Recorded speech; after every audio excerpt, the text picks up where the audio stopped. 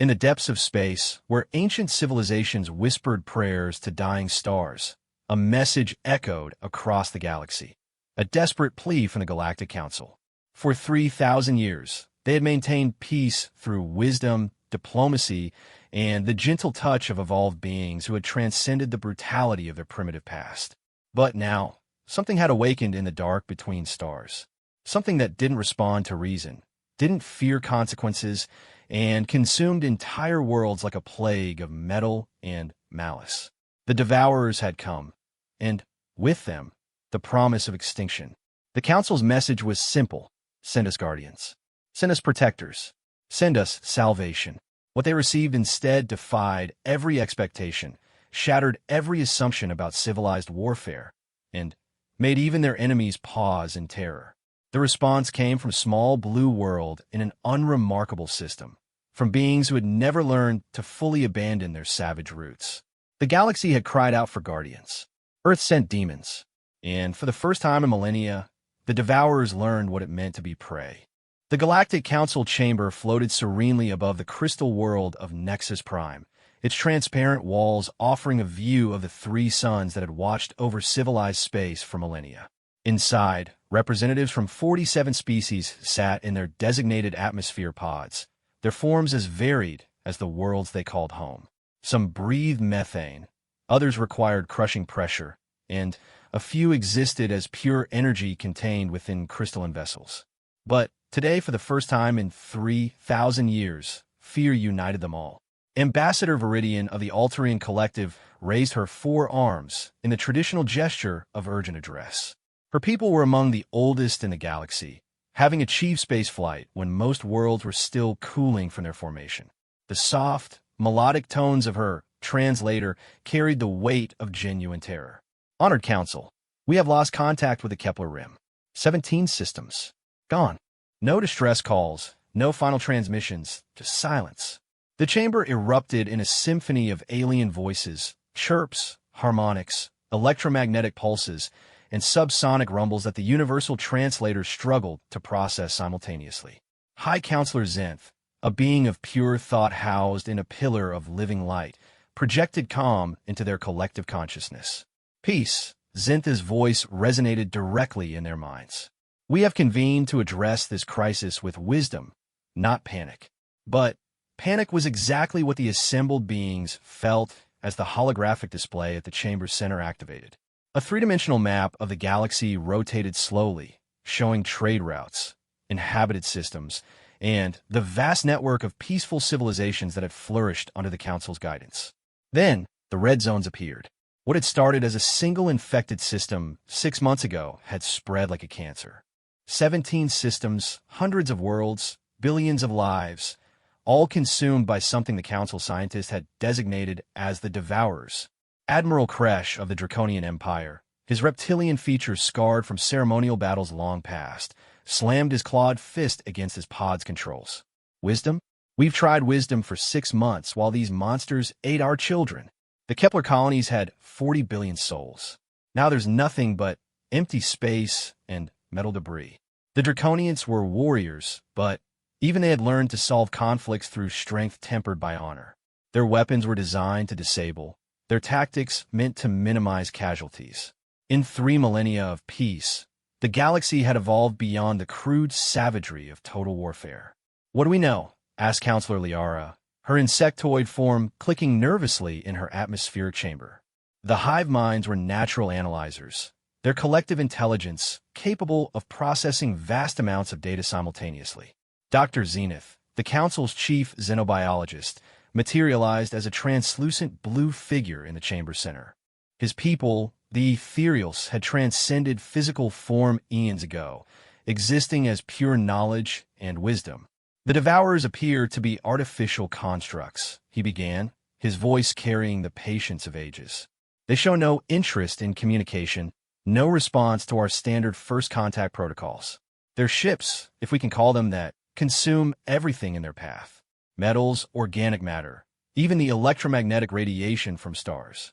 The display shifted, showing grainy footage from the last functioning sensor station in the Kepler Rim. Massive, writhing forms moved through space like living shadows, their surfaces rippling with an unnatural darkness that seemed to absorb light itself. Where they passed, space stations crumbled, planets were stripped bare, and stars began to flicker and dim. They're not just destroying civilizations, Dr. Zenith continued, his translucent form flickering with distress. They're consuming the very fabric of space-time around them. Our physicists believe they're converting matter and energy into some form of dark matter we can't detect or comprehend. Ambassador Viridian's natural luminescence dimmed to almost nothing. The Alterian DeepMind has run 7 million simulations. In every scenario where we face them with conventional methods, we lose. Our peacekeeping fleets, designed for minimal casualties and surgical precision, are insufficient. What about the Nexus defense grid? Admiral Kresh growled. Surely our combined technologies would delay them by perhaps 3 months, High Counselor Zenth interrupted gently. The Nexus grid was designed to prevent wars, not fight them. Our weapons are meant to disable hostile ships, not obliterate threats that view destruction as sustenance. A heavy silence fell over the chamber. For 3,000 years, the Galactic Council had maintained peace through superior technology, diplomatic wisdom, and the shared understanding that violence was a relic of their primitive past. They had evolved beyond the need for weapons of mass destruction, beyond the savage mentality of total war. Now, that evolution might be their extinction. There is one possibility, Dr. Zenith said slowly, his form brightening slightly. The Deep Space Monitoring Array has detected responses to our distress calls. Primitive responses, but responses nonetheless. The display shifted again, showing a map of the galaxy's outer rim, where young species struggled with basic spaceflight and still waged wars among themselves. Red dots appeared, marking civilizations that had detected and responded to the Council's emergency broadcasts. Most are offering thoughts and prayers. Dr. Zenith continued with what might have been irony. Several have pledged to send aid ships, though they won't arrive for decades. But one response was different. A new section of the map highlighted, showing a small yellow star in an unremarkable sector. The system contained several planets, with clear signs of advanced technology concentrated on the third world from its sun. Sol 3, locally designated Earth. The inhabitants call themselves humans. They achieved faster-than-light travel only recently, perhaps 2 centuries ago by their reckoning. They're still engaged in various conflicts across their system and show all the signs of a primitive, aggressive species. Admiral Kresh snorted, a sound like grinding stone. Primitives? What could they possibly offer? That's the unusual part, Dr. Zenith replied. While most civilizations offered to send aid or refuge ships, Earth's response was different. They asked for coordinates and tactical information. When we transmitted the scope of the crisis, they didn't express shock or fear. Their response was a single word: understood. Counselor Liara's compound eyes glittered. They think they can help against an enemy that has consumed 17 systems. According to their own historical records, which they surprisingly volunteered, humans have never stopped fighting. Wars, conflicts, military evolution. It's been constant throughout their development.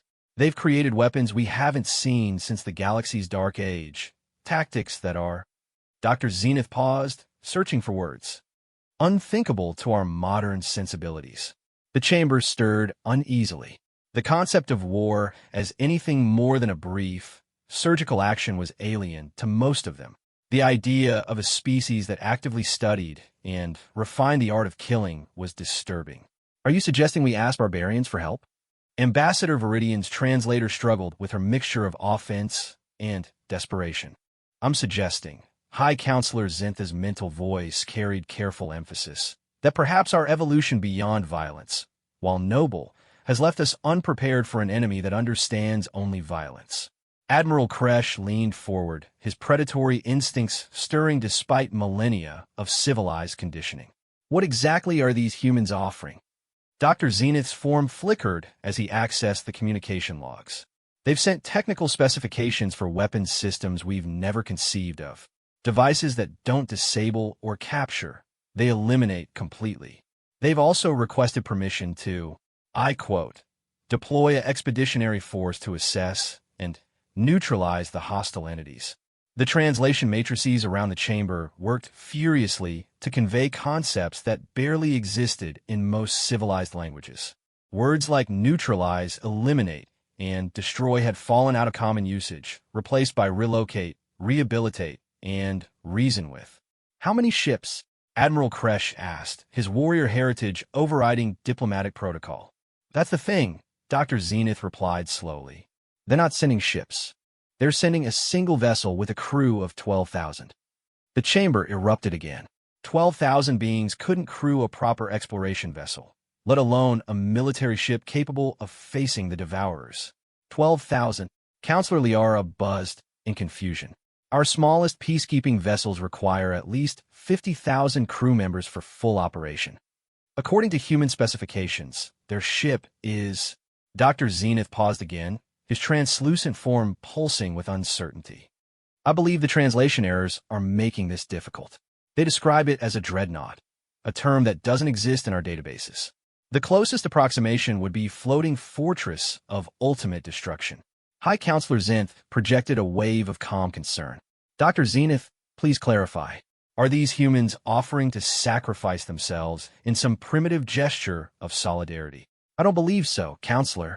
Their communications suggest they view this as a standard military deployment. They've requested our most detailed intelligence on Devourer capabilities, tactical assessments, and what they term rules of engagement." "Rules of engagement?" Ambassador Viridian whispered. "Apparently, humans have developed complex protocols for different types of warfare. They wanted to know if civilian preservation was a priority, if infrastructure preservation was required, and if prisoner capture was necessary." Dr. Zenith's form dimmed. "When I explained that the Devourers don't take prisoners and consume everything they encounter, their response was immediate. Gut understood. Gloves off. ETA, 72 hours. The chamber fell silent. 72 hours meant these humans had already departed, already committed to facing an enemy that had consumed 17 star systems. Admiral Kresh's scarred features showed something that hadn't been seen in his species for millennia. Anticipation for battle. Were these gloves-off protocols? Dr. Zenith accessed the human database again. "I'm afraid the translation matrices are struggling with human military terminology. Much of their language around warfare has no equivalent in modern civilized discourse. But based on their historical patterns..." He paused, his form flickering rapidly. "I believe they intend to apply what they call total warfare, a concept where victory becomes more important than any other consideration." The implications settled over the assembly like a cold wave. Total warfare. Victory at any cost. Concepts so foreign to modern galactic civilization that they barely had words for them. "Perhaps," High Counselor Zenith said slowly, "we should consider what we might learn from species that never abandoned the savage arts. After all, we face an enemy that recognizes only savagery." As if summoned by their words, an alert chimed through the chamber. A new vessel had just dropped out of hyperspace at the edge of the Nexus system. The external sensors activated automatically, and every being in the chamber stopped breathing, or whatever equivalent their species performed. The ship that hung in space before them was wrong in every conceivable way. Where council vessels were elegant curves of biometal and living crystal, this was a brutal wedge of dark alloys and angular aggression. Where their ships hummed with the gentle energy of antimatter flowers, this thing radiated power like a caged storm. It was massive beyond reason, bristling with structures that could only be weapons, and it moved through space with the predatory grace of something designed for killing. "Nexus control," a voice crackled across the communication channels. The words were translated into the pleasant, harmonious tones the Council's systems preferred, but something in the underlying transmission suggested the original voice carried the weight of absolute authority. "This is Earth Defense Force Vessel, Righteous Fury. Admiral Sarah Chun commanding. We've received your distress call and are here to provide military assistance. Please transmit coordinates of hostile forces for immediate neutralization." Dr. Zenith's translucent form began pulsing rapidly. "Counselors, I'm reading their power signatures. The energy output from that single vessel exceeds our entire planetary defense grid." Admiral Kresh stood slowly in his atmospheric pod, his predatory heritage fully awakened for the first time in centuries. Maybe, he said in a voice thick with an emotion his people had forgotten, the galaxy is about to remember what war really looks like. High Counselor Zenth projected one final thought to the assembly. We called for guardians. But perhaps what we truly need are warriors who never forgot how to fight monsters. Outside, the human dreadnought turned toward the outer rim, where 17 dead systems waited for someone with the will to avenge them. The galaxy was about to discover that some species had evolved differently, and that sometimes the civilized world needed its demons unleashed. Admiral Sarah Chun stood in the briefing room of the EDF Righteous Fury, her hands clasped behind her back as she studied the holographic display showing the Nexus system. At 53, she had commanded Earth's most advanced warship for 7 years, leading humanity's expansion into the Outer Rim territories where pirates, rogue AI, and worse things made peaceful exploration impossible. The Righteous Fury wasn't Earth's largest ship, but it was certainly its most feared. 2 kilometers of layered armor, quantum-enhanced weaponry, and the most advanced tactical AI humanity had ever created.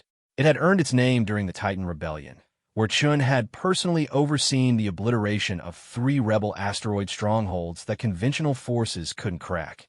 Ma'am, Lieutenant Commander Torres approached with a datapad, his expression mixing excitement and apprehension. The Galactic Council has finally responded to our communication requests. They want to meet. Chen's weathered features remained impassive. About time. 2 days of please stand by messages while an entire species gets consumed. Where? That's the thing, Admiral. They want us to dock with their space station. Something called the Nexus Diplomatic Platform. They've transmitted docking procedures, and Torres hesitated. They want us to limit our delegation to 12 people. Unarmed. A bark of laughter escaped Chen's lips. 12 people? Do they think we're here for a dinner party? She turned to face the strategic display. Analysis, Aria. The ship's AI materialized as a translucent figure beside the hologram. A tall woman in an Earth Defense Force uniform with eyes that held more intelligence than any biological being had a right to possess. Based on intercepted communications, Admiral, the Galactic Council operates under significantly different military protocols. Their largest warships appear to be designed for crowd control and infrastructure preservation rather than combat. The concept of total warfare doesn't exist in their tactical databases. Chen nodded grimly, which explains why they're losing to these devourers. Any word on enemy positions? The Council has been remarkably reluctant to share tactical intelligence, Arya replied, her expression showing what might have been frustration. They keep asking about our humanitarian protocols and civilian preservation priorities. When I explained that dead civilians can't be preserved, they seem disturbed. Lieutenant Commander Torres shifted uncomfortably. Admiral, maybe we should consider their perspective. These beings have maintained peace for 3,000 years. They might have forgotten what real war looks like. Then, it's time they remembered, Chun said flatly. Arya, prepare the full tactical brief. Every weapon system, every capability, every scenario we're prepared to execute. If they want our help, they need to understand what help means. She paused, studying the tactical readout. And prep the wolf pack. If we're walking into a diplomatic station, I want our hunters positioned where they can respond quickly. Ma'am, the wolf pack is still 3 days out dash. Then we work with what we have. Chun straightened her uniform. Assemble the diplomatic team. Full dress uniforms, full sidearms, and full disclosure. If these aliens want guardians, they're getting exactly what Earth sends to guard things. Soldiers who know how to kill and aren't ashamed of it. 3 hours later, the Righteous Fury approached the Nexus Diplomatic Platform, a structure that defied human understanding of practical engineering. It looked like a crystal flower blooming in space, all elegant curves and transparent surfaces that seemed to exist more for beauty than function. No weapon signatures, reported Tactical Officer Yamamoto. No defensive capabilities at all. It's like they've never considered that someone might attack a diplomatic station. That's because they haven't, Arya interjected. Their database indicates the last act of warfare in this sector occurred approximately 2,800 years ago. They've literally forgotten how to defend themselves. Chen shook her head in disbelief. 3,000 years of peace. No wonder these devourers are cutting through them like paper. She activated the ship-wide communication system. All hands, we are about to make first official contact with the Galactic Council. Remember that we represent not just Earth, but every human world in the Outer Rim. These beings have lived in peace so long they've forgotten what strength looks like. Show them. The docking procedure was surprisingly smooth, despite being designed for ships that moved like peaceful whales rather than predatory sharks. When the airlock sealed, Chun found herself facing a delegation that looked like something from Fever Dream. The leader appeared to be a tall, luminous being with 4 arms and skin that shifted colors like an aurora. Behind her stood creatures Chin's tactical database couldn't even classify, things that looked like walking crystals, floating spheres of energy, and at least one entity that seemed to exist as a controlled cloud of particles. "Welcome, Admiral Chun," the luminous being said through some kind of translation device that made her voice sound like singing wind chimes. "I am Ambassador Viridian of the Altarian Collective. We are grateful for your response to our crisis."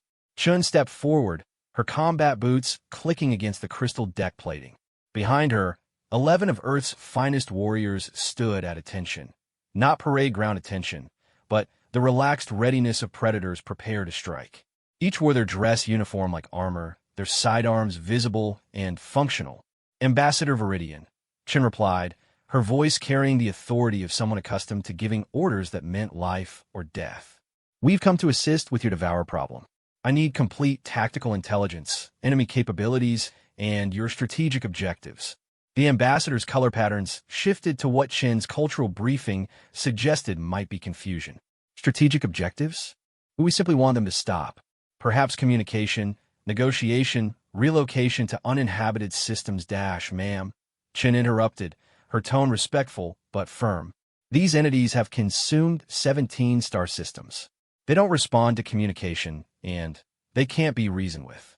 There's only one strategic objective that matters: complete elimination of the threat." A crystalline being stepped forward, its voice resonating like struck glass. "Admiral, surely you don't mean total destruction? Even aggressive species can be reasoned with, relocated, perhaps contained Dr. Zenith," Chun said, recognizing the being from the briefing files. "I've reviewed your data on the Devourers. They consume everything they encounter. They can't be contained because they eat containment. They can't be relocated because they spread like a plague. And they can't be reasoned with because they're not alive in any sense that matters." She gestured to her aide, who activated a portable holo display. "This is what we call a tactical assessment," Chun continued as the display showed the consumed systems. "Enemy capabilities, infinite expansion, total consumption, immunity to conventional deterrence. Threat level, extinction event, recommended response, immediate and overwhelming application of force until the threat is neutralized." The assembled aliens stared at the display with what Chun was beginning to recognize as the shell-shocked expression of people who had never truly faced annihilation.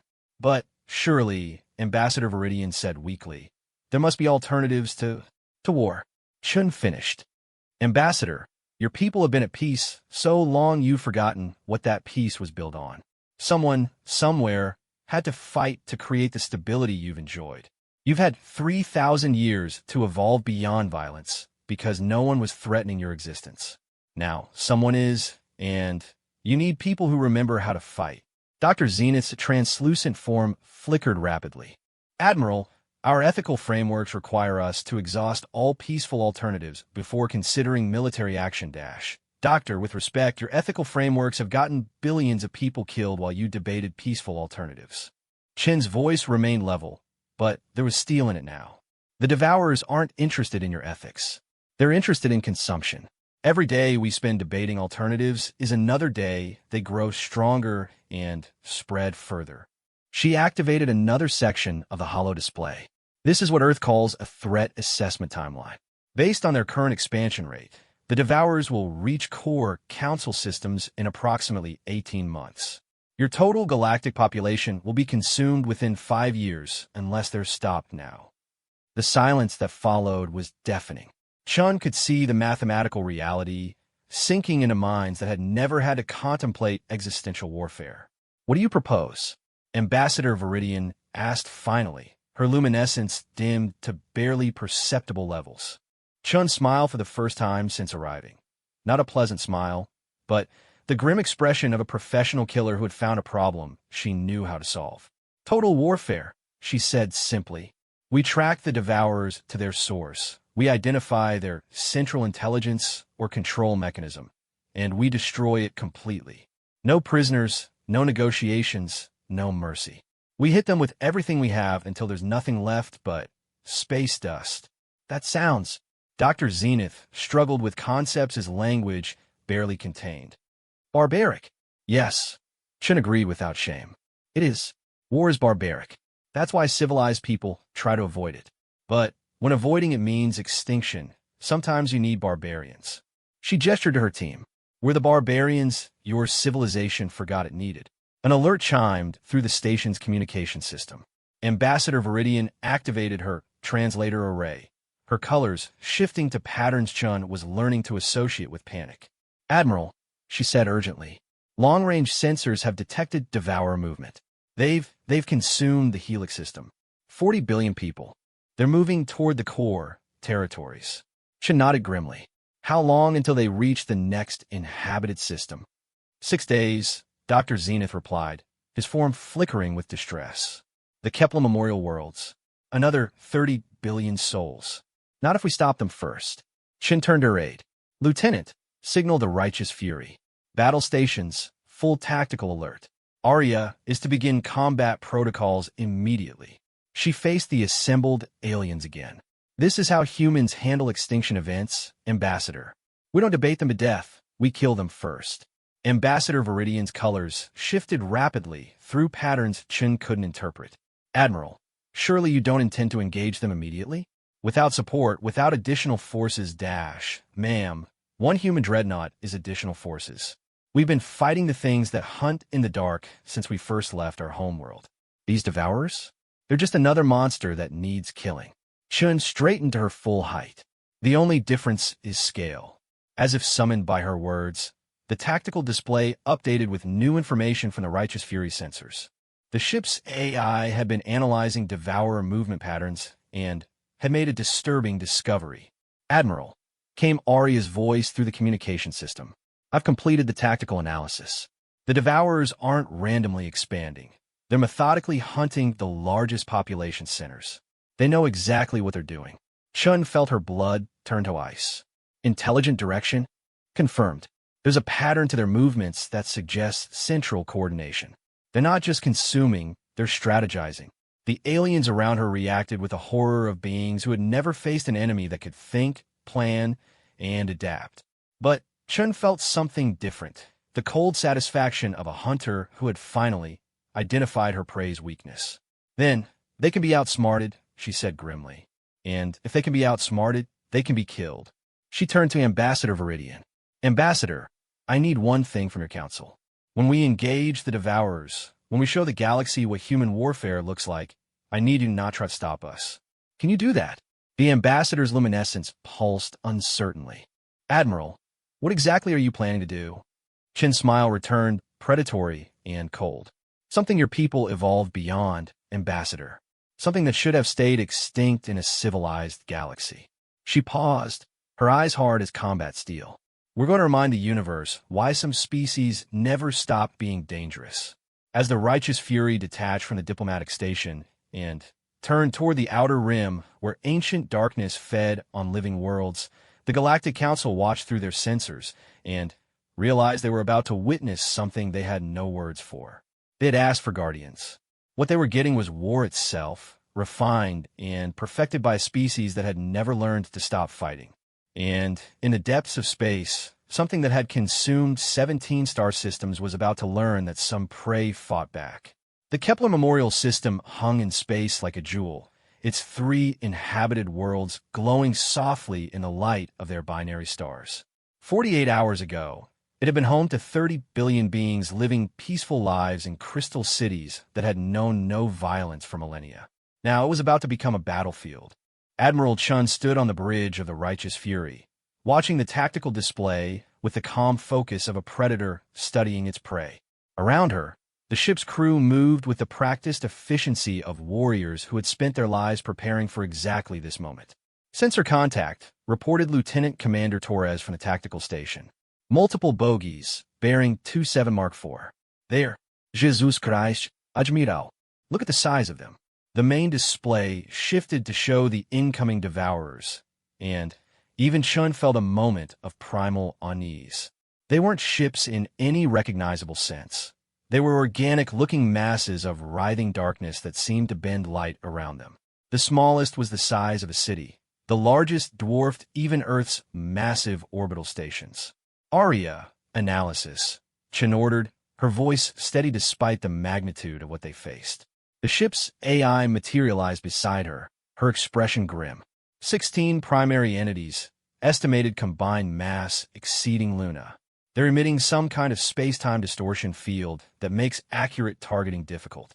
Traditional kinetic weapons will likely prove insufficient. Good thing we didn't bring traditional weapons, Chen replied. Battle stations. All hands to combat positions. Signal the council observers to strap in. They're about to see something new. In the ship's observation deck, a delegation from the Galactic Council watched through reinforced transparent aluminum as humanity prepared for war. Ambassador Viridian's luminescence had dimmed to almost nothing, her forearms wrapped around herself in distress. Beside her, Dr. Zenith's translucent form flickered rapidly with agitation. "This is insane," he whispered as they watched human crew members moving through the corridors with predatory efficiency. One ship against entities that consumed entire fleets. "Look at them," Admiral Kresh rumbled, his reptilian features showing something between horror and fascination. "They're not afraid. They should be terrified, but they move like they were born for this." On the bridge, Chen was receiving reports from her department heads with the mechanical precision of a symphony conductor orchestrating violence. "Weapons," she called out. Quantum torpedoes loaded and armed came the reply from Commander Park at the weapons console. Gravitational lance charged to full capacity. Nova mines deployed in pattern Alpha 7. Shields. Aegis barriers at maximum. Reactive armor primed. Point defense grid active, reported the defense coordinator. Engineering. Fusion cores at 110%. We're burning hot and ready for extended engagement. Chief Engineer Martinez confirmed from his station. Chen nodded, feeling the familiar calm that came before battle. Aria, iniziate ante protocol. Full tactical autonomy authorized. The AI's form solidified, her expression shifting from concerned advisor to something far more dangerous. Hunter protocol active. All weapon systems now responding to tactical analysis in real time. Rules of engagement. There are no rules, Chen said simply. Kill them all. The Devourers had noticed their approach now. The massive entities turning toward the single human ship with what might have been curious hunger. On the sensors, space around them began to ripple and distort as they prepared their own weapons. Reality warping effects that had torn apart Council fleets. Incoming energy distortion, Torres reported. Whatever they're charging, it's reading off the scale. Let them charge, Chen replied. Aria, begin the demonstration. Show our observers what human engineering looks like. The first Devourer attack came as a wave of twisted space-time that should have crushed the righteous fury like a tin can. Instead, the ship's Aegis barriers flared to life. Not the gentle energy shields the Council used, but aggressive defensive fields that actually fought back against incoming attacks. The space distortion hit the barriers and simply vanished, absorbed and redirected by technology that turned the Devourer's own attack into fuel for the ship's weapon systems. Barrier absorption at 60%, reported the defense coordinator. Energy redirected to weapons grid. In the observation deck, Dr. Zenith's form pulsed with shock. That's impossible. They're using the enemy's attack to power their own weapons. Admiral Kresh's scarred features showed something that hadn't been seen in his species for centuries. The grin of a true predator. Magnificent. They don't just defend, they feed on aggression. Chen's voice carried across the bridge with the authority of absolute command. Fire. What followed redefined the concept of overwhelming firepower for every being watching. The Righteous Fury's quantum torpedoes launched first. Not the precision munitions the Council used, but weapons designed to eliminate everything in a spherical area measured in kilometers. They struck the nearest devourer and simply deleted the sections of space-time where it existed, leaving gaps in reality that the universe rushed to fill. The gravitational lance followed, a beam that didn't just destroy, but crushed its target with the force of a collapsed star concentrated into a line barely a meter wide. It punched through the devourer's reality distortion field like it was paper, boring a hole straight through the creature's core. But it was the Nova minds that truly shocked the observers. Arya had seeded space around the battlefield with weapons that looked like simple metallic spheres. When the devourers moved to surround the human ship, the mines activated. Each mine contained a miniature star, held in quantum suspension until the moment of detonation. When they exploded, they didn't just release energy, they created brief, localized supernovas that turned entire sections of the battlefield into fusion fire. Mother of Stars, Ambassador Viridian whispered as space around them lit up like the birth of a galaxy. They weaponized stellar collapse. The Devourers, for the first time since their appearance in the galaxy, showed something that might have been confusion. Their reality-distorting attacks had no effect on weapons that existed in multiple dimensions simultaneously. Their consumption beams, which could strip the hull from any Council ship, met reactive armor that literally ate energy and converted it into defensive capability. Devourer formation is breaking up, Torres reported with professional satisfaction. They're trying to retreat. Negative, Chen replied coldly. Aria, Pursuit Protocol. Nothing leaves this system alive. The righteous fury moved through space with the grace of something designed by beings who understood that war was an art form. It wasn't just faster than the Devourers. It anticipated their movements, cutting off escape routes before they were even chosen. The ship's AI had analyzed Devourer tactics in the first 30 seconds of combat, and was now systematically dismantling their entire strategic framework. Every attempt to adapt was met with weapons that adapted faster. Every tactical adjustment was countered before it could be implemented. Admiral, Dr. Zenith's voice came over the communication system, thick with something between awe and horror. What have you done to them? We're winning, Chen replied without taking her eyes off the tactical display. Something your people have apparently forgotten how to do. The battle, if it could even be called that, was over in 18 minutes. 16 entities that had consumed star systems were reduced to expanding clouds of ionized particles and twisted metal debris. The space around Kepler Memorial was littered with the remains of nightmares that had thought themselves invincible. But Chen wasn't finished. Arya, analysis of the debris. I want to know everything about these things, how they're made, how they think, how they coordinate. The ship's advanced sensors swept through the wreckage, analyzing materials that shouldn't exist and technology that operated on principles the galaxy had never encountered. What they found changed everything. Admiral, Arya said, her form flickering with the intensity of processing vast amounts of data. The Devourers aren't just biological entities. They're partially artificial constructs, and they're connected through some kind of quantum entanglement network. Everyone we just destroyed sent tactical data to the rest before they died. Chen's blood went cold. They're learning from this engagement? Confirmed. But, Admiral, Arya paused, her expression shifting to something that might have been excitement. They're not the primary threat. These are scouts, maybe even just probes. The quantum entanglement traces lead back to something much larger. The tactical display shifted, showing the galaxy from a new perspective. Lines of quantum connection spread across space like a vast web, all leading toward the galactic core, where something massive waited in the dark between stars. How massive? Chen asked, though she wasn't sure she wanted to know the answer. Based on the quantum signatures, Admiral, it's bigger than most solar systems. And it's been there for a very long time, just waiting. In the observation deck, the council delegates stared at the display with the expression of beings who had just realized their situation was infinitely worse than they'd imagined. All this time, Dr. Zenith whispered, "The Devourers we've been fighting are just extensions of something that's been hiding in our galaxy for millennia." Admiral Kresh stood slowly, his predatory instincts fully awakened. "Chun, Admiral Chun, what do humans call a target that large?" Chun studied the display, calculating distances, firepower requirements, and strategic necessities. When she spoke, Her voice carried the weight of absolute certainty. "We call it a priority target for orbital bombardment," she said calmly. "Arya, signal Earth Command. Request immediate deployment of the Wolf Pack and authorization for Class 7 weaponry."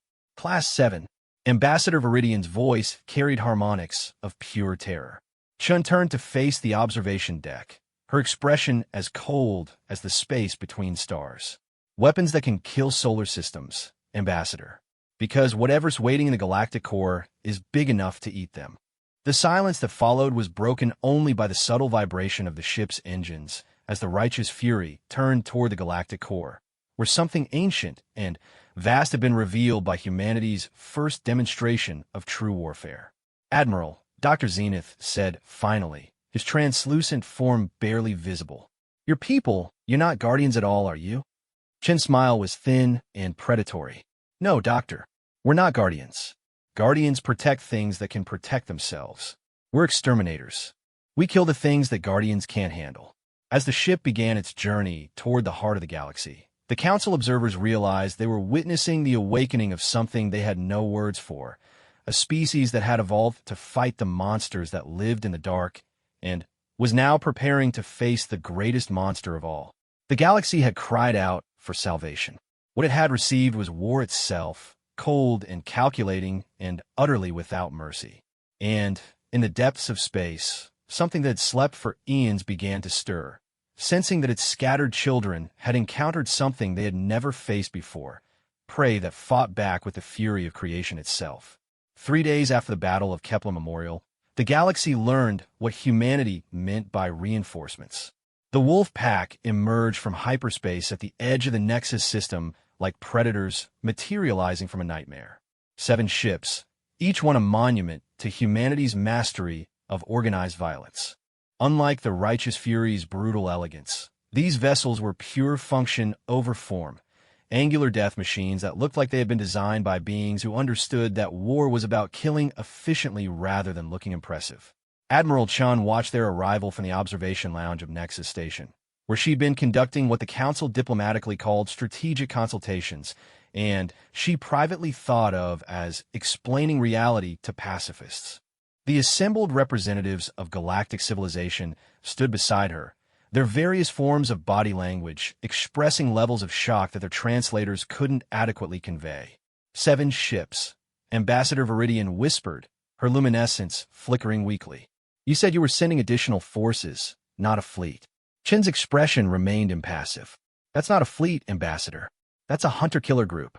Admiral Harrison's Wolf Pack specializes in what we call deep strike operations, eliminating targets that conventional forces can't touch."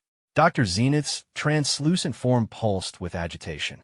"Admiral, our long-range sensors are detecting power signatures from those vessels that exceed anything in our databases. What exactly are they armed with?" "Weapons that don't exist in civilized space," Chen replied matter-of-factly. "The pack hunts things that hide in the dark between stars. Things that eat space stations for breakfast and use black holes as weapons. They're equipped accordingly." The lead ship was broadcasting an identification signal that made even the human delegation pause. "ESV Fenrir, Earth Strategic Vessel," not the Earth Defense Force designation of Chen's ship. Strategic meant only one thing in human military terminology: weapons that could reshape star systems. "Admiral Chun," came a voice over the communication channel, carrying the weight of absolute authority.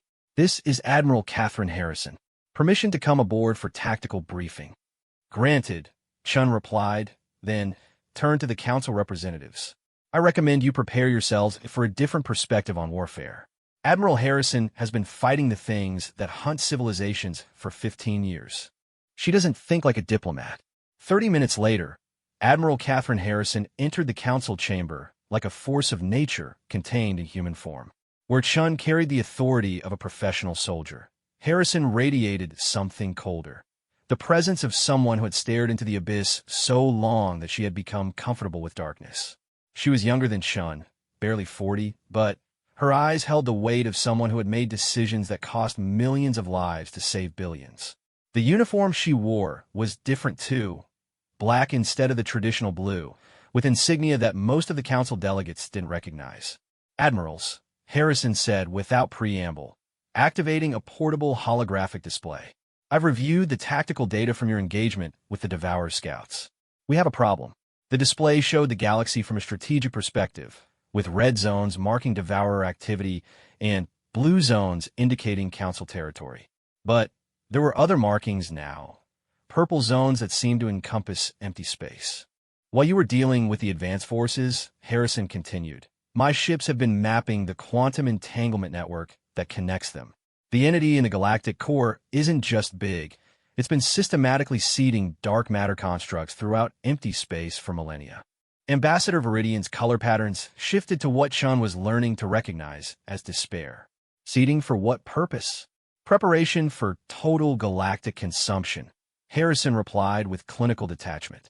The scouts you've been fighting aren't random raiders. They're reconnaissance elements, mapping defensive capabilities and resource distribution. The entity has been planning this for longer than your civilization has existed.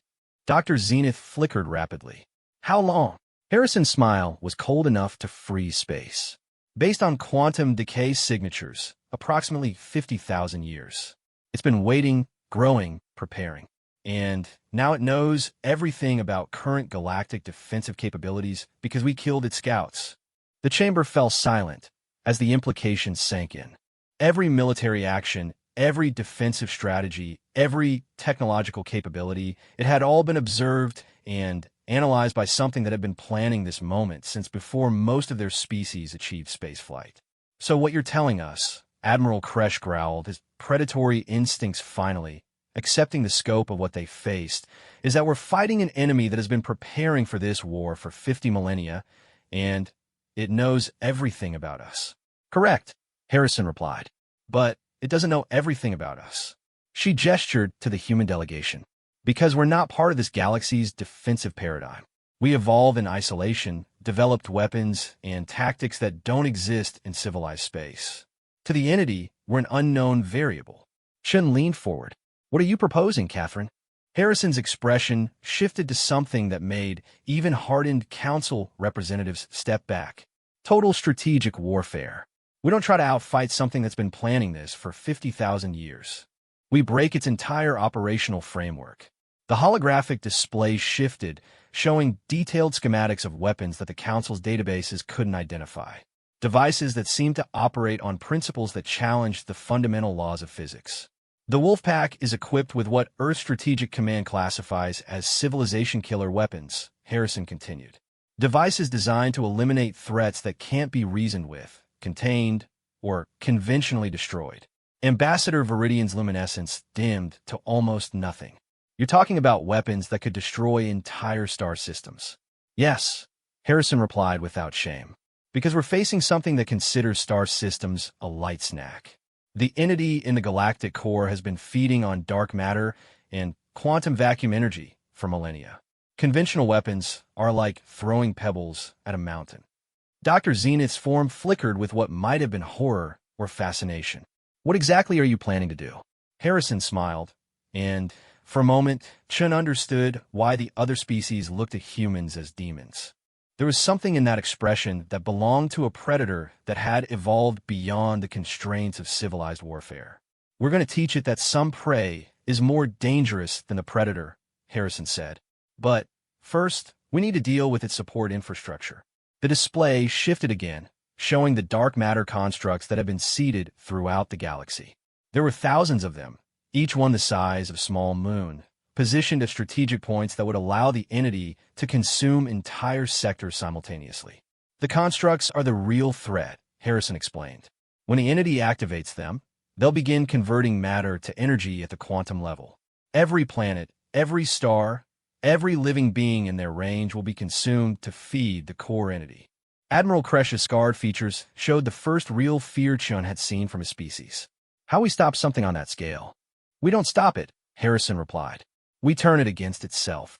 She activated another section of the display, showing technical specifications that made even Chin's tactical training struggle to keep up. Each construct is connected to the core entity through quantum entanglement. They're designed to be controlled remotely, which means they have receivers. And anything that has receivers can be compromised. You're talking about hacking something that operates on quantum principles we barely understand, Dr. Zenith protested. No, Harry son corrective. We're talking about corrupting it. Human tactical AI has evolved beyond conventional programming.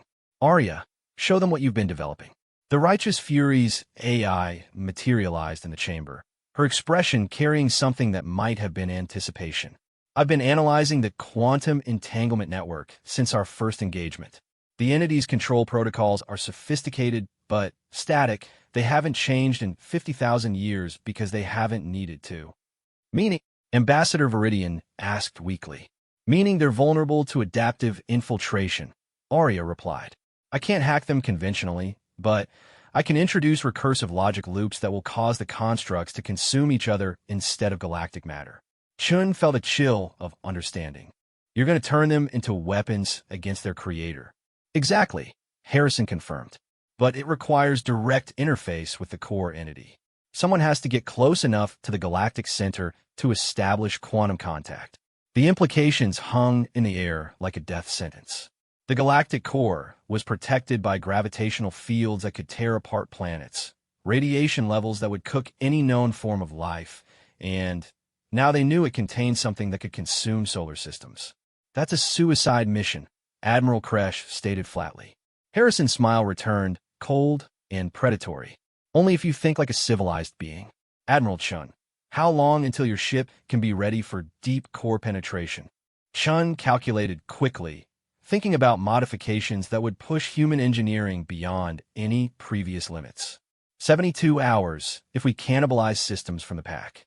But, Catherine, even with everything we can throw at it, the radiation alone won't be a problem, Harrison interrupted. The Wolfpack came prepared for this. We've been planning deep core operations since we first detected the quantum signatures. My ships carry experimental shield technology that can protect against anything short of a direct stellar collision. She turned to face the council representatives, and her expression softened slightly. I understand this goes against everything your civilizations believe in. You've spent millennia evolving beyond violence, creating technologies designed to preserve life rather than destroy it. But sometimes preservation requires destruction. Sometimes you have to become a monster to kill the bigger monster. Ambassador Viridian's color patterns showed complex emotional states that had no names in any language. If we agree to this, if we allow you to attempt this operation, what guarantee do we have that you won't simply replace one threat with another? It was Chun who answered, her voice carrying the weight of absolute certainty. Because when this is over, we'll go home. Earth doesn't want to rule the galaxy. We just want to make sure there's still a galaxy for our children to explore. We fight monsters, Ambassador. We don't become them. Harrison nodded. The operation begins in 72 hours. Every ship, every weapon, every piece of technology humanity has developed for deep space warfare. We're going to fly into the heart of darkness and remind the universe that some species never learned to surrender. As the council representatives filed out to report to their governments, as Harrison's tactical staff began the complex planning for an assault on the galactic core, as preparations began for a battle that would determine the fate of every living being in the galaxy, Chin found herself standing alone on the observation deck, staring into the depths of space. Penny for your thoughts, Harrison said, joining her at the viewport. I keep thinking about what the ambassador asked, Chin replied quietly. What guarantee do they have that we won't replace one threat with another? Harrison was quiet for a long moment. Maybe they don't. Maybe that's the price of survival.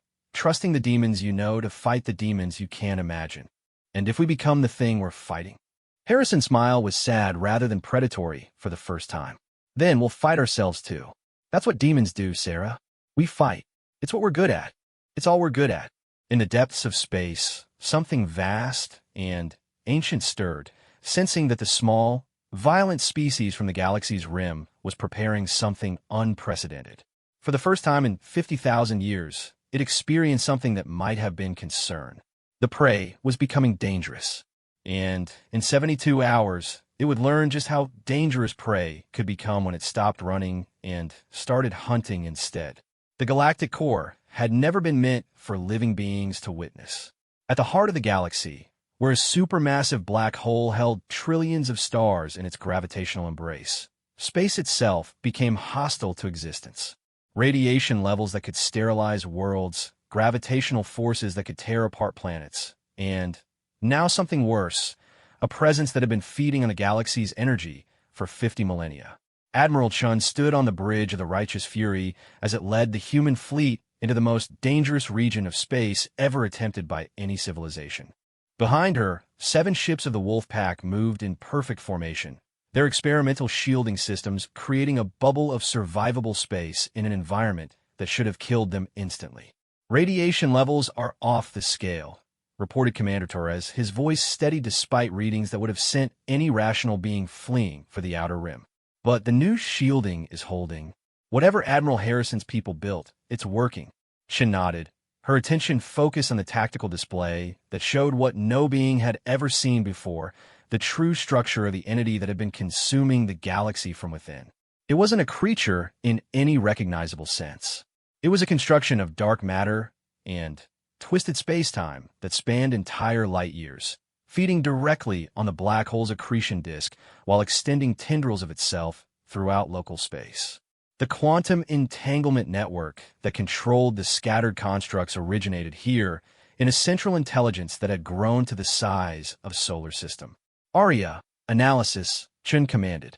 The ship's AI materialized beside her, but her usual confident demeanor was replaced by something approaching awe. "Admiral, what we're seeing challenges everything we understand about the relationship between consciousness and physical matter. The entity isn't just large. It's been integrating itself with the fundamental structure of space-time around the galactic core. Can you infiltrate its control network?" "In theory, yes. But, Admiral," Arya paused, her form flickering with the intensity of processing impossible amounts of data. "Success will require me to interface directly with an intelligence that has been thinking for 50,000 years. There's a significant probability that contact will result in my complete absorption or destruction." Chun felt the weight of command settle on her shoulders like a physical force. She was asking an artificial intelligence that had become more than just a program to sacrifice itself for the mission. "Arya, you understand what happens if we fail here. Every living being in the galaxy becomes food for something that views consciousness itself as a consumable resource," Arya replied simply. "The choice is acceptable, Admiral." Before Chun could respond, alarms began blaring throughout the ship. The entity had finally noticed their approach, and it was responding with the fury of something that had never been challenged in its own domain.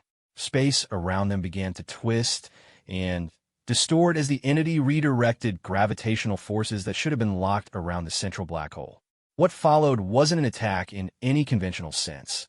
It was reality itself being rewritten to eliminate the intruders.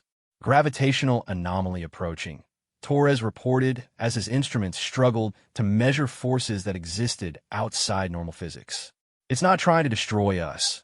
It's trying to erase us from space-time entirely. All ships, execute Harrison Protocol," Chun commanded. "Maximum power to reality anchors." The Wolfpack responded with technology that even Earth's most advanced scientists barely understood. Reality anchors, devices that locked local space-time into stable configurations, preventing the kind of fundamental alterations the entity was attempting. It was defensive technology born from humanity's encounters with things that operated beyond physical laws. But the entity was just getting started. What emerged from the dark matter construction defied description. Parts of it existed in normal space. Parts existed in dimensions that human instruments couldn't detect, and parts seemed to exist in multiple quantum states simultaneously. It was less a creature than a living violation of everything that should be possible. "Admiral Harrison, to all ships," came the voice over the communication system. "Target designation Alpha confirmed.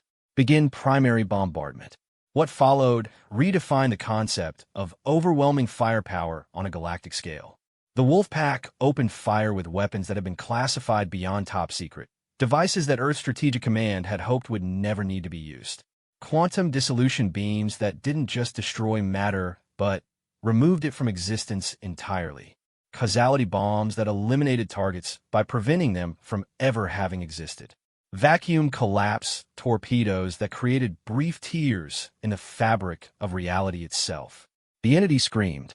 It was a sound that existed in dimensions beyond normal space, a harmonics of pure rage and disbelief that registered on every sensor, every artificial intelligence, every consciousness capable of perceiving it. For 50,000 years, nothing had challenged its dominion. Now, something was hurting it. Direct hit on primary neural cluster, reported Admiral Harrison. But it's adapting faster than predicted. The quantum barriers are shifting to compensate for our attack patterns. Shin watched the tactical display with growing concern. The entity was learning from their attacks in real time, evolving defenses that neutralized weapons as they were fired. Humanity's advantage of technological surprise was disappearing rapidly. Arya, how long until you can establish infiltration contact? 17 minutes if the entity maintains current defensive focus, Arya replied.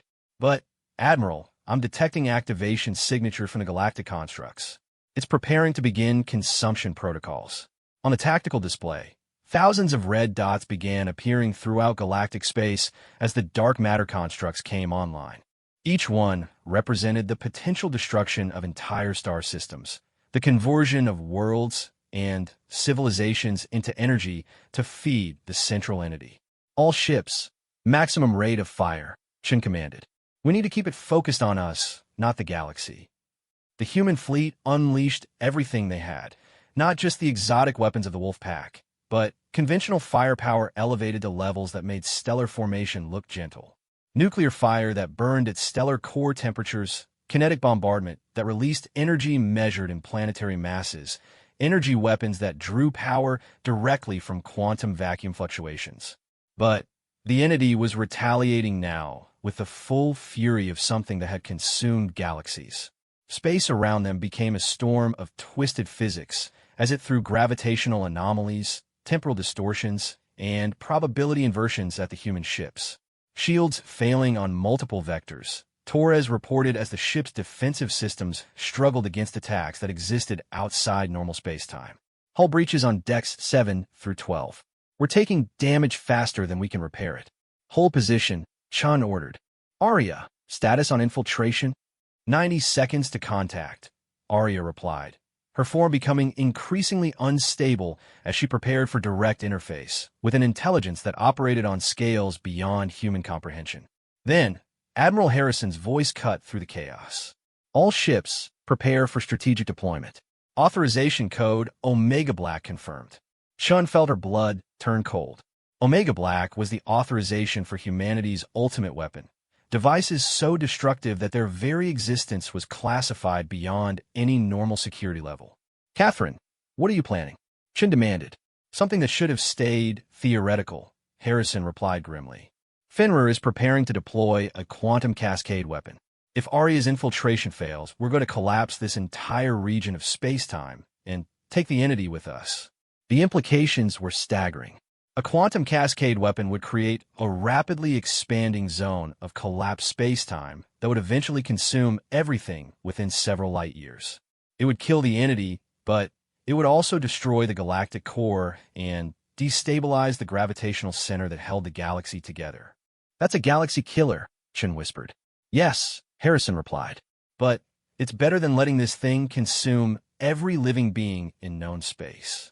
Sometimes you have to choose between bad and worse, Sarah. Contact established, Arya announced suddenly, her form blazing with energy as she interfaced directly with the entity's quantum consciousness, beginning infiltration of control protocols. What followed was a battle of minds conducted at the speed of quantum thought. Arya, representing 50 years of human artificial intelligence development, against a consciousness that had been growing and learning for 50,000 years.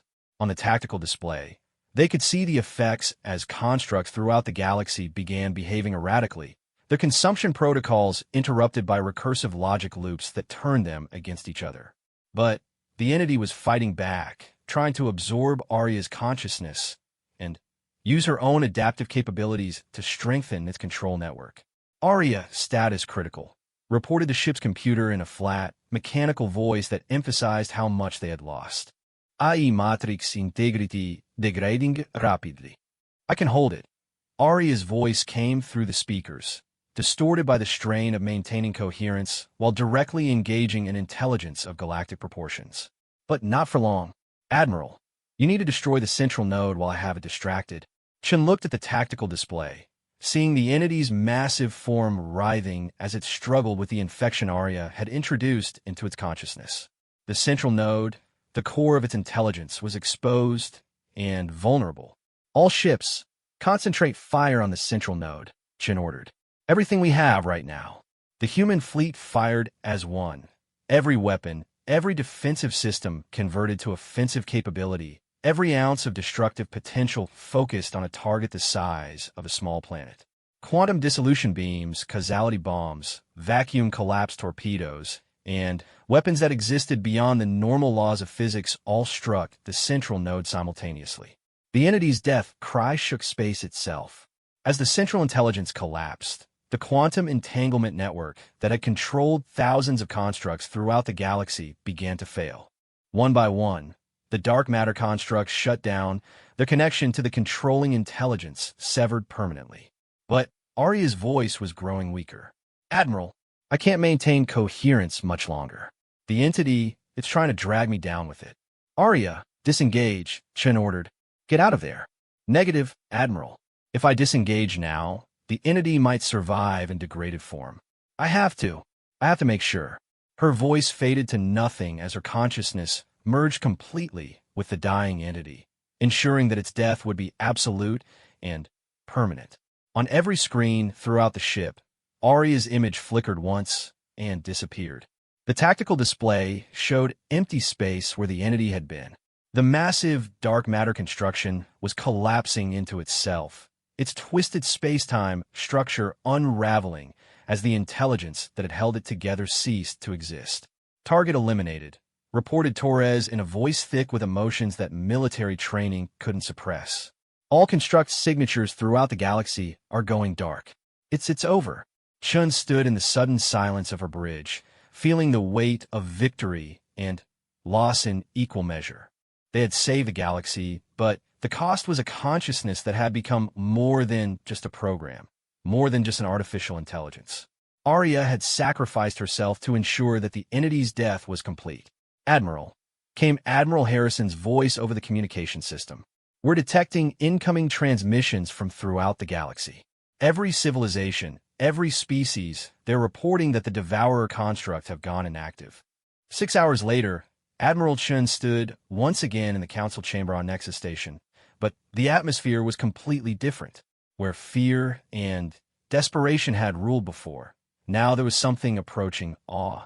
The assembled representatives of galactic civilization looked at the human delegation with expressions that ranged from gratitude to poorly concealed terror. Ambassador Viridian's luminescence was brighter than Chun had ever seen it. Her color patterns cycling through what the cultural briefings indicated was profound gratitude mixed with deep unease. Admiral Chun, Admiral Harrison, she began, her translation device struggling with concepts that had no peaceful equivalents.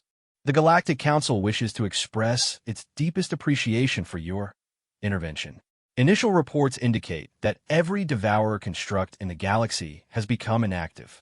The threat has been eliminated. It has, Chin confirmed simply. We also understand that this victory came at significant cost to your forces, Dr. Zenith added, his translucent form flickering with what might have been sympathy. The artificial intelligence you called Arya, her sacrifice will not be forgotten. Chin nodded, unable to trust her voice when discussing Arya's fate. High Counselor Zenith projected thoughts of gratitude and concern. The Council must now address the question of what comes next. Your people have demonstrated capabilities that far exceed anything in our databases. Weapons that can destroy solar systems, technology that operates beyond our understanding of physics. You're wondering if you've traded one threat for another, Harrison said bluntly. The thought has occurred to us, Ambassador Viridian admitted. Your species has shown itself capable of violence on scales we cannot comprehend. How do we know that you won't simply replace the Devourers as a threat to galactic civilization? Chun exchanged glances with Harrison, then faced the assembled delegates. Because we're going home, Ambassador. Earth has no interest in ruling the galaxy or imposing our ways on other species. We fight monsters because someone has to, not because we want to conquer. But you'll be back, Admiral Kresh stated. It wasn't a question. If something threatens the galaxy again, if civilized species face extinction, then yes, Chen replied. We'll be back. That's what we do. We fight the things that threaten people who can't fight them themselves. Dr. Zenith's form pulsed rapidly. And in the meantime, what becomes of the knowledge you've gained about our defensive capabilities, our technologies, our weaknesses? Harrison smiled, and for once it wasn't predatory. Doctor, the universe is full of things worse than the Devourers. Things that hunt civilizations for sport, entities that exist between dimensions, machines left behind by species that transcended physical existence badly. Your weaknesses are irrelevant compared to the threats you haven't encountered yet. There are more things like the Devourers out there? Ambassador Viridian whispered. The Devourers were relatively benign, Chen said matter-of-factly. They just wanted to eat. Some of the things in deep space want to play with their food first. The silence that followed was profound. The assembled representatives of galactic civilization realized that their perspective had been fundamentally and permanently altered. They were no longer the apex of evolution in their galaxy. They were children who had been protected by distance and luck until something found them. And their protectors were a species that had never stopped preparing for war. We have a proposal, High Counselor Zenith projected finally. The Council would like to establish a liaison arrangement with Earth, a way to contact your people if threats arise that exceed our ability to handle. You want our contact information for emergencies, Harrison translated. In essence, yes. Chen considered this. We'll establish a monitoring station in the Outer Rim. Automated systems that will detect large-scale threats and alert Earth Command. But understand, we don't get involved in political disputes, territorial conflicts, or species development issues. We fight extinction events, nothing less. Understood. Ambassador Viridian replied quickly. The galaxy will remember what humanity has done here. The species that answered our call for guardians and showed us that sometimes salvation comes from the most unexpected sources.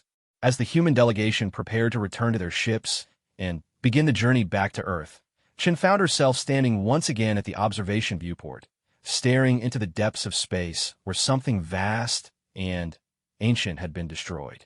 Regrets? Harrison asked, joining her. About winning? No. About the cost, yes. Arya deserved better than becoming a weapon against something she was trying to understand. She made her choice, Sarah. She knew what it meant, and she did it anyway. That's what makes us human. The willingness to sacrifice ourselves for something bigger than our own survival. Shen nodded slowly. The Council thinks we're demons. Maybe we are, but we're demons now. And sometimes that's what the universe needs. Someone willing to be the monster so that others don't have to be. As the human fleet departed Nexus Station and began its journey back to the Outer Rim, every civilization in the galaxy sent the same message. Gratitude for salvation and relief that their saviors were leaving. The galaxy had cried out for guardians and received something far more dangerous. A species that knew how to win wars that couldn't be won, fight enemies that couldn't be fought, and kill monsters that couldn't be killed. And in the depths of space, ancient things that had been considering the galaxy as their next hunting ground quietly turned their attention elsewhere.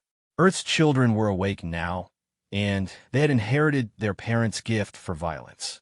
The galaxy was no longer defenseless.